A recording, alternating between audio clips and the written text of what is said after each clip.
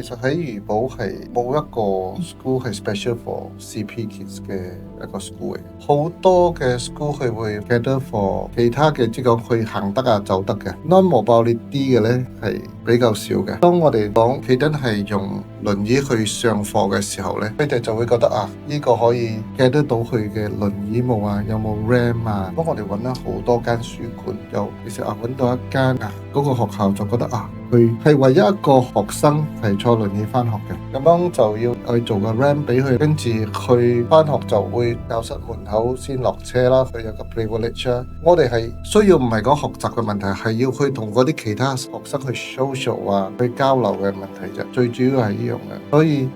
我覺得都幾好嘅，只要老師對好呢，佢會覺得佢會 appreciate，係會仲更加中意翻學嘅。如果你老師對佢唔好呢，佢覺得我唔係翻學啦，佢哋比較直接嘅係表達一樣，所以我哋係跟住佢嘅心態去走咯。佢需要咩去揀咩，我哋跟住我哋尊重佢咯，因為我哋知道佢會感覺到對方嘅一個心態。